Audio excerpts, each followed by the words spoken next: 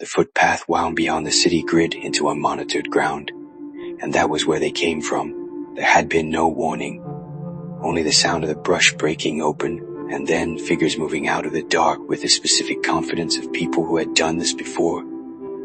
I ran before I had decided to run. Behind me the night came apart, shouting, a wet sound I had no name for, and didn't want one. Someone calling out in a register that cut through the trees and then didn't.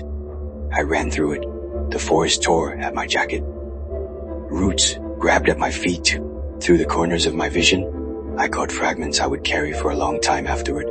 A man face down on the road, an arm at a wrong angle. Someone dragged sideways into the brush, still clutching her tray badge as if it might protect her. I didn't stop. I couldn't do anything for any of them. And I knew it, and knowing it was its own kind of damage.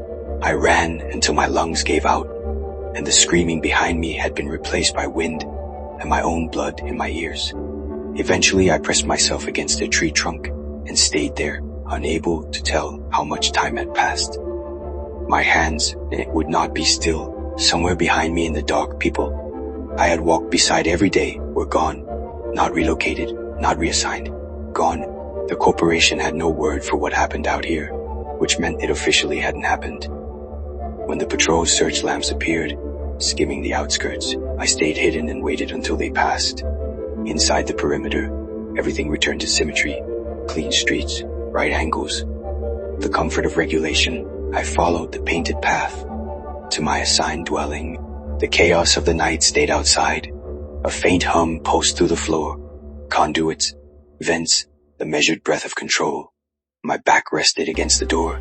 Here, at least the geometry held. That morning had begun the way every morning began. The factory gates rose in tiers. Cold concrete, catching the early light in flat plains. Security scanned each entrant with hollow thoroughness while drones held their fixed positions overhead. The corridor split cleanly. I settled into my station, valve by valve, pressure dial by pressure dial. Each rotation memorized until my hands no longer needed my eyes.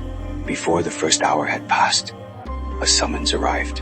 Mr. Scott Ellison sat behind his desk, bald head catching the fluorescent glare, expression set to the factory standard of authority. The desk was bare, except for a neat stack of files and a single darkened screen. Employee 41,729.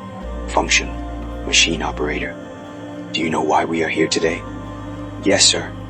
My performance evaluation. He found my file without hurry. Your evaluation still meets expectations. Not great, not bad. You remain on the performance improvement program. Anything to add? No, sir. I will improve my service so that my next review reflects that.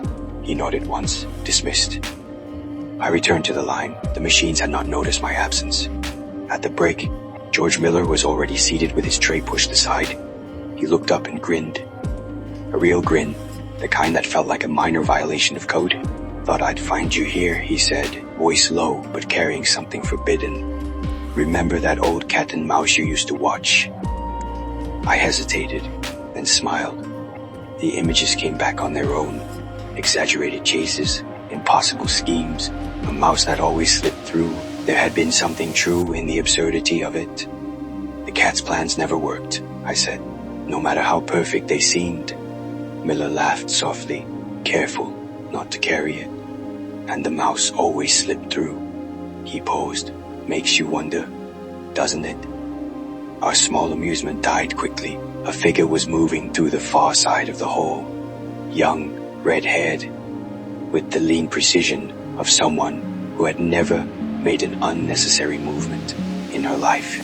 She carried herself as if the room had been designed around her path through it, and the workers around her seemed to register this without looking up, shifting their trays and chairs by small fractions as she passed. Her scan, when it swept the hall, had the quality of something being recorded. Miller's hand trembled slightly as he adjusted his tray. She's in verification, he murmured. I think she controls how I'm seen. I said nothing. Even during the pause the corporation had designed for recovery, her presence rippled outward like a directive. The whistle ended the interval. Miller caught my eye. See you at the line. He said, "See you." I answered. The final whistle struck cleanly, and silence obeyed. Valve aligned, conveyors stilled, workers departed in symmetrical rows. At the gates, security scanned badges and faces. Beyond the fence, the corporation's pattern extended into the open. Streets partitioned, crowds divided, everything accounted for. I joined the flow. The buses waited, engines humming, but the crowd was larger than planned. Older workers pressed badges to scanners, rejected without explanation. When my turn came, the doors sealed before I could board. Security watched impassively. There was one alternative, the designated footpath winding beyond the city grid toward unmonitored ground. A handful of us accepted the silent instruction and walked. Lights receded. Trees swallowed the road. The corporate glow faded to shadow and soundless dark. Outside the perimeter there were no cameras, no order, only the wilderness. Branches nodded overhead, blocking the stars. Our steps echoed in the tunnel of trees. Then came a sound, soft as leaking air, and then the brush erupted with figures moving in hungry rhythm. I ran before I had decided to run. There was nothing else to do with what the night had left in me. I picked up the charter and read. Unified Citizen Conduct and Rights Charter. Page 30 awaited. Language formal and absolute. Section 1. Authorized contact. Citizens may interact only with approved authorities within assigned zones. Unauthorized communication is subject to disciplinary review. Section 3. Early integration program. Children must be delivered to the program before their first anniversary. Parental visits permitted once per year under supervision. Section 5. Family compliance. Unity is maintained at corporate discretion. Failure by any member results in collective penalty. I read until the words blurred, their impersonal weight pressing through the paper like static. Outside, wind whispered beyond the walls, and I steadied my breath for another day measured in whistles and precision.